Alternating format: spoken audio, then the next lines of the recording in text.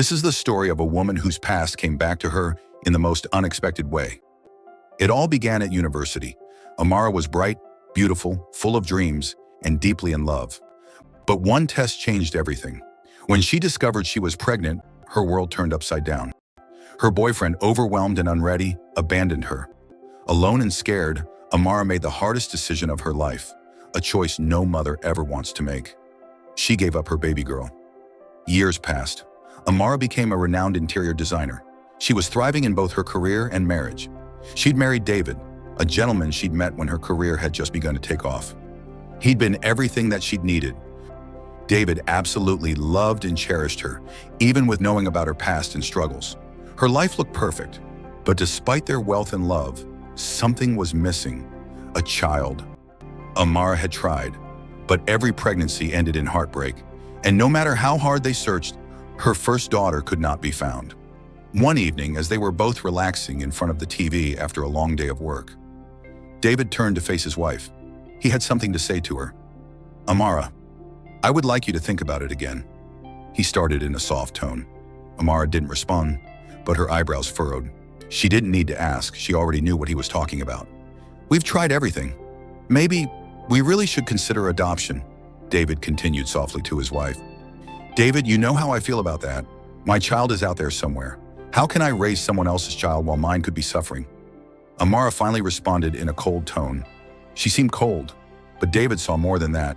He heard the tremble in her voice as it shook with pain, and saw her eyes as they clouded with guilt. She had spent years trying to find her daughter, to no avail. He knew that the thought of raising a stranger's child while hers was missing was unbearable. But David was determined, and somehow he gently managed to convince Amara to visit a children's home. "Just to look," he had said. The day to visit the home finally came, and David was ecstatic, although Amara did not share in his excitement. When they arrived at the orphanage, they were welcomed by the staff and decided to take a walk to have a look around. As they walked, David's eyes eagerly moved from left to right as he looked at the children. Amara, however, mostly kept her head down and only looked up when David pointed something out to her. And when she looked, it was with the least interest.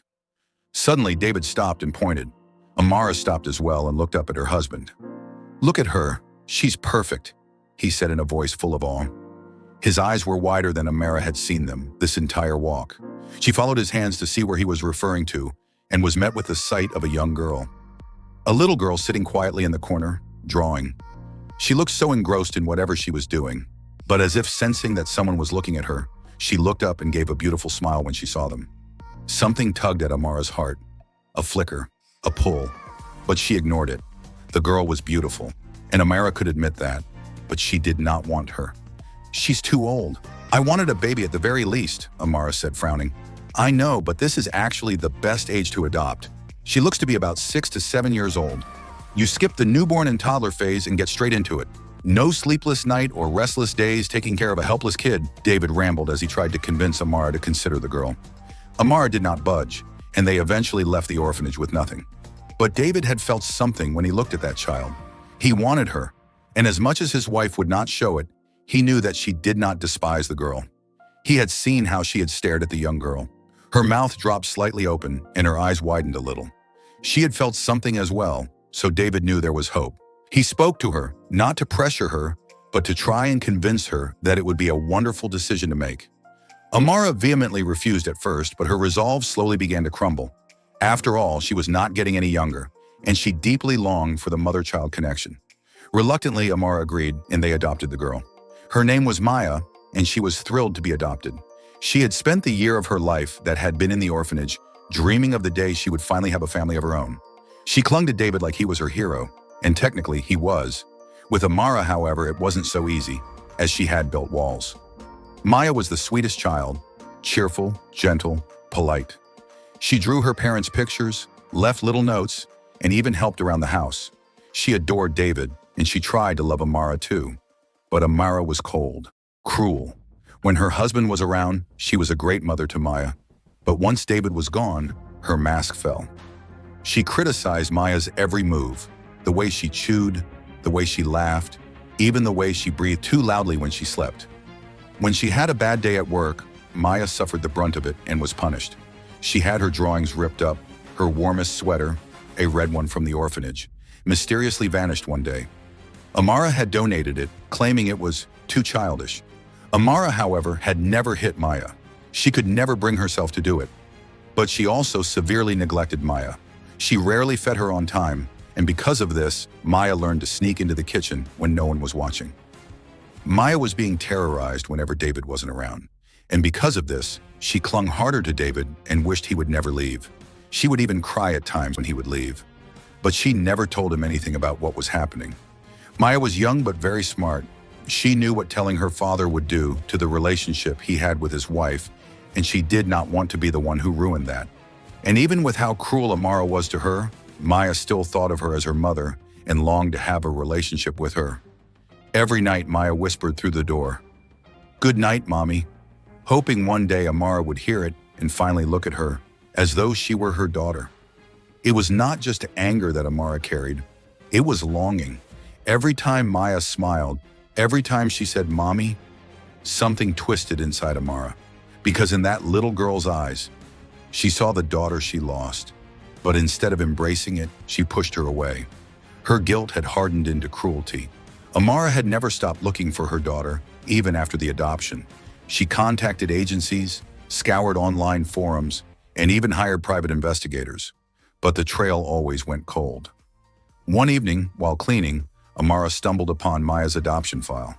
She never bothered to look at it before, simply because she did not care.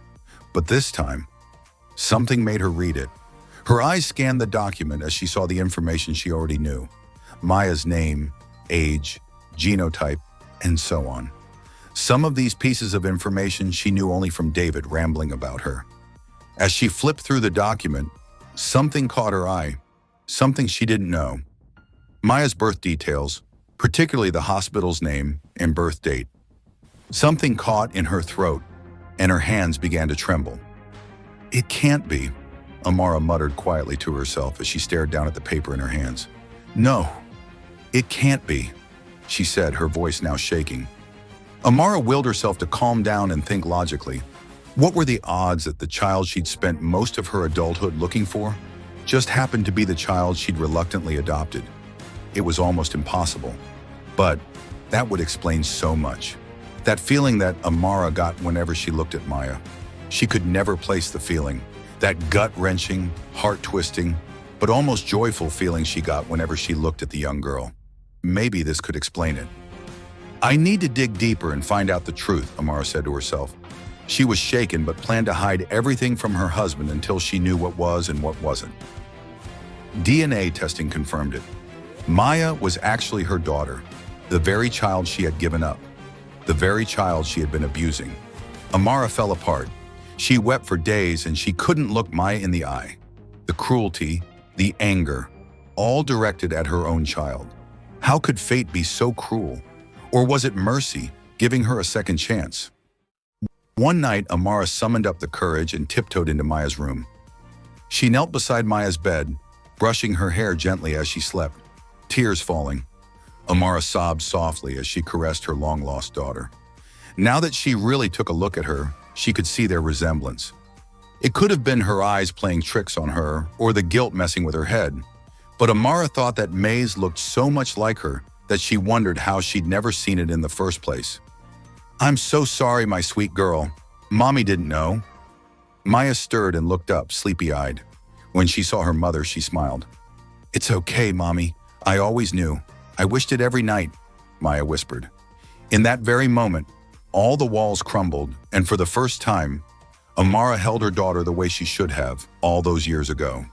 She cried like never before, not only from sorrow but from relief as well.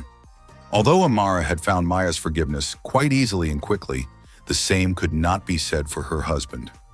Once he found out what Amara had done, as she had confessed to him after that night with Maya, he had been furious.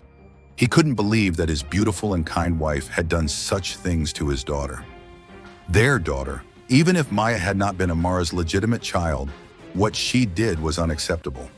He had been so angry he planned on divorcing Amara. He didn't see how he could stay with a woman who had actively abused a child that they had promised to care for and love. He also felt a great amount of guilt towards Maya. He felt he had failed to protect her as her father. He had thought that Amara did not despise Maya, but he had been so wrong. It was because of this guilt that he did not end up leaving Amara. Maya had begged him not to leave her mother as Amara sobbed in the background, apologizing over and over again for what she had done. David did not want to cause Maya any more pain. Although David did not divorce Amara, that did not mean that he had forgiven her. It took her months of begging, pleading, and apologizing before David finally forgave her and decided to work on their relationship again. Maybe this time, they could have their actual happily ever after. Love, they say, finds its way through heartbreak, through guilt, through time. Amara lost her daughter once, but fate gave her a second chance. And this time, she wouldn't let go. Not would she ever repeat her mistakes. Thank you all for watching. If you enjoyed this beautiful story, please drop a like on the video and leave a comment on your favorite part of the story, moral lessons, and so on your notification bell so that you can get notified anytime a new and interesting video is released. If you believe in second chances, if you believe scars can become symbols of strength, share this story. Let it reach someone who's still fighting their past. Subscribe to my channel, Folktales by Queen Mother, for more real African stories that inspire, transform, and live forever in your heart. Please be rest assured that if you support me by liking, commenting, and subscribing to my channel, you will always stay motivated. It has not been easy getting here, but I really appreciate all of you who always watch my videos to the end. It's a lot of hard work, days of sleepless nights before one of these videos you watch on this channel is produced. I am counting on your support always to take this channel to the top. Thank you once again for your unwavering love and support. God bless you all.